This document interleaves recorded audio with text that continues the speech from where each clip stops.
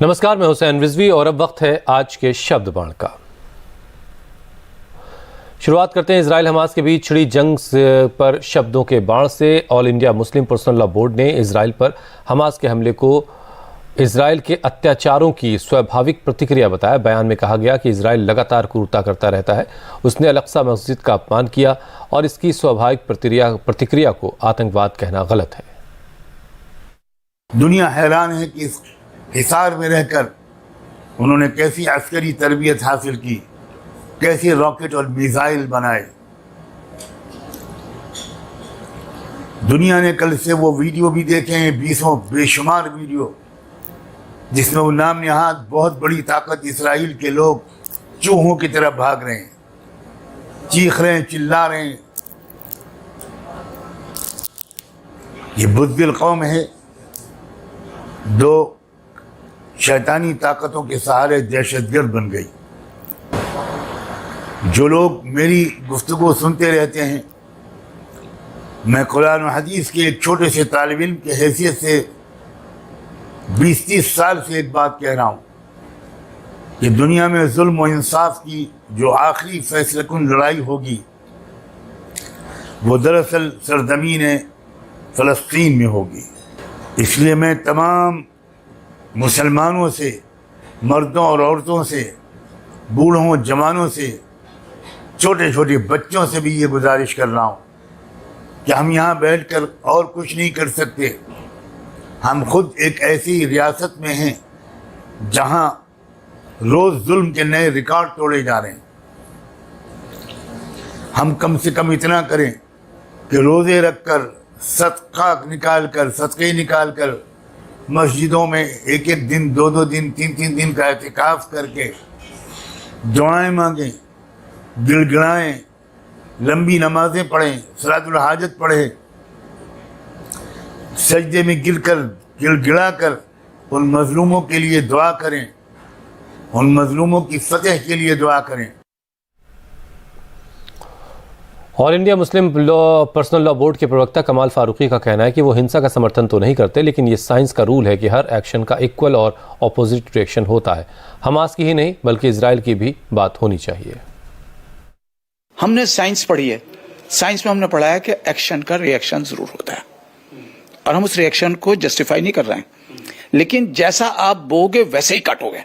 आप जुल्म बोते रहोगे तो एक दिन जब वो जुल्म का पेड़ बाहर निकल कर आएगा तो फिर वो आसपास नहीं देखा, वो अपने कांटों चारों तरफ फैलाएगा। This is what has happened in Israel also. जो कुछ इजराइल के रहने वालों का जो वहां नुकसान हुआ है, माली जानी जो कुछ नुकसान हुआ है, वो एक इंसानियत का नुकसान है। हम उसके लिए तकलीफ में हैं, लेकिन हम इसको सिर्फ ऐसे ही कह के नहीं जाने देंगे। हम सिर्फ ये भी पूछेंगे कि आओ जरा बैठ के, मैं तो अकाउंटेंट हूं ना, चार्टर्ड अकाउंटेंट हूं, तो हिसाब किताब करूंगा। आओ जरा हिसाब किताब तो करें। तुमने कितने वहां फिलिस्तीनियों को मारा है, तुमने उनकी कितनी मस्जिदें खत्म करी हैं, तुमने उनके साथ में क्या क्या जुल्म किया, तुमने उनको कितना मौसे के उसमें रखा, जेलों में रखा, उसका भी हिसाब किताब दोगे। हर आदमी कह रहा है, दुनिया की हर कम्युनिटी कह रही है, यूएन कह रही है कि उनके साथ में जुल्म ज्यादती हो रहा है। तो भाई देखिए, ये एक्शन का रिएक्शन है जो कि अनफॉर्चुनेट है। हम ये चाहते हैं, मुस्लिम पर्सनल लॉ बोर्ड ने बड़ा क्लियर कहा है कि इंसाफ होना चाहिए, और इंसाफ का पैमाना वो नहीं है जो हमारे मुल्क के प्राइम मिनिस्टर ने कहा है कि उन्होंने आंख बंद करके कहा कि हम आपके साथ हैं। विदेश नीति के खिलाफ जा रहे हैं तमाम जगहों से, पर्सनल लॉ बोर्ड हो, जमीयत उलमा हिंद हो, जमात इस्लामी हो, और कई यूनिवर्सिटीज में एएमयू से जो छात्रों का प्रदर्शन हुआ, कि ये तमाम जो चीजें हैं वो भारत सरकार की जो विदेश नीति है, भारत ने किसी को दोस्त माना है इजराइल को, तो उसके खिलाफ मुसलमान जा रहे हैं। ये बड़ी गलत एनालिसिस है कि भारत ने इजराइल को दोस्त माना है। ये बिल्कुल एक ऐसा स्टेटमेंट है जिसको कंडेम करना चाहिए। भारत हमेशा फिलिस्तीन के साथ में खड़ा रहा है। भारत के जो जितने बड़े महात्मा लीडर रहे हैं, सब फिलिस्तीन के साथ में खड़े रहे हैं।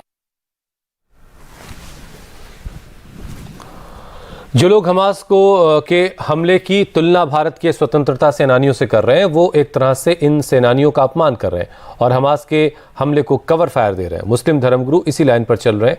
अजमेर शरीफ दरगाह के खादिम सैयद सरवर चिश्ती भी कह रहे हैं कि आखिर कोई भी कौम कब तक बर्दाश्त करेगी। हमास से पहले इसराइल के बारे में पूछो, इसके लिए क्या क्या करना है। इसराइल जो भी कर रहा है, it's a state sponsored terrorism. ये उसके रिटेलिएशन में हुआ है जो हमास ने किया है। धरती फिलिस्तीन की, कब्जा इसराइल का। हमास के इसराइल पर हमला किया, उस पर क्या सोचते हैं? इसराइल तो पिछले 75 साल से आए दिन फिलिस्तीनियों को मार रहा है, काट रहा है, और दुनिया की जितनी मुस्लिम पॉपुलेशन है वो फिलिस्तीन के साथ है।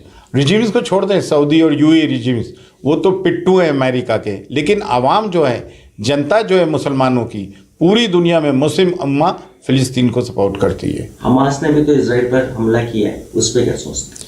आए दिन जब इसराइल जुल्म ज्यादती करेगा, बच्चों को मारेगा, बूढ़ों को मारेगा, दुनिया देख रही है, तो कब तक कोई जुल्म ज्यादती ह्यूमिलेशन बर्दाश्त करेगा? हाँ, इसमें ये है कि मासूमों को भी जान गई है, लेकिन जो 75 साल से मासूम मारे जा रहे थे फिलिस्तीनी, उसकी तरफ तवज्जो नहीं गई। आज ये सबको लग रहा है कि हमास का जुल्म तो दिख रहा है, इनका जुल्म नहीं दिख रहा। यूपी की राजधानी लखनऊ से हैरान करने वाली तस्वीर सामने आई। लोकनायक जयप्रकाश नारायण की जयंती पर उनकी प्रतिमा पर माल्यार्पण करने गए अखिलेश यादव दीवार फांदकर अंदर पहुंचे, लेकिन जैसे ही मीडिया के सामने आए, उन्होंने योगी आदित्यनाथ की सरकार पर तीखा हमला बोला। कहा कि योगी सरकार ने उन तमाम जगहों की दुर्गति की है जो समाजवादी सरकार ने बनवाए। सरकार इसे छिपाना चाहती है, इसलिए उन्हें अंदर जाने से रोका गया, लेकिन मेरा रास्ता कोई नहीं रोक सकता। क्या सरकार छिपाना चाहती थी? ये टीन लगा करके, दरवाजों पे, गेट पे ताला लगा करके क्या छिपाना चाहती थी सरकार? क्या सरकार क्या ये छिपाना चाहती थी जो करोड़ों रुपए की चीजें बनी थी यहाँ? स्मारक बर्बाद कर दिया, JPNIC बर्बाद कर दिया, रिवर फ्रंट बर्बाद कर दिया, जो समाजवादियों के निशान थे, नेताजी ने जिसकी शुरुआत की थी, उस निशान को ये मिटाना चाहते थे, इसलिए टीन शेड ये लगाई है।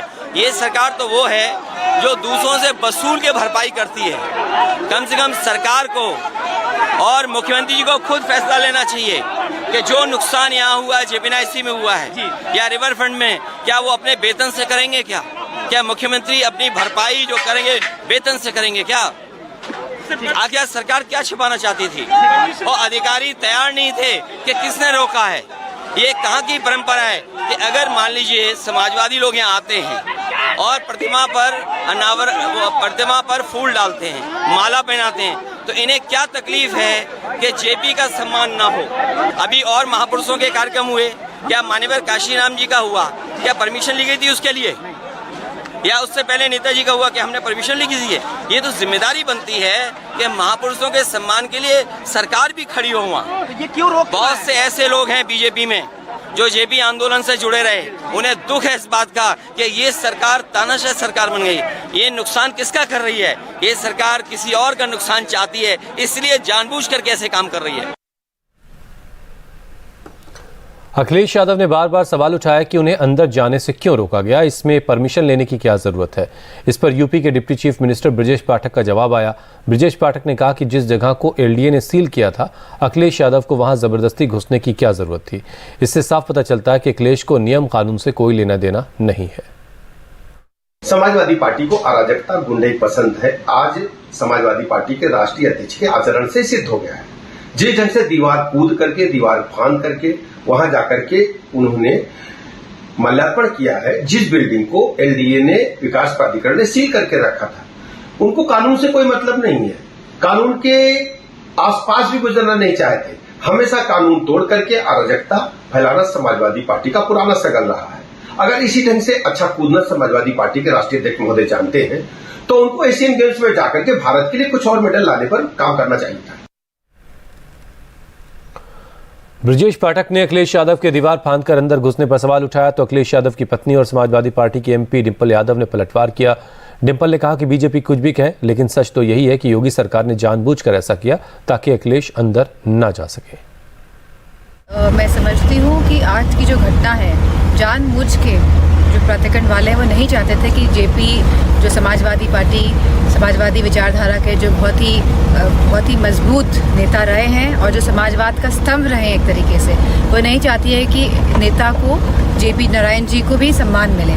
तो मैं समझती हूँ पूरी प्रक्रिया जो करी गई है सरकार द्वारा, ये इसी मंशा से करी गई है और सम्मान देने का काम समाजवादी पार्टी जाके करना चाहती थी। अपने समाजवादी पार्टी के समाजवाद के जो नेता रहे हैं उनको नमन करना चाहती थी, जो अधिकार है इस प्रदेश की और इस देश की जनता का।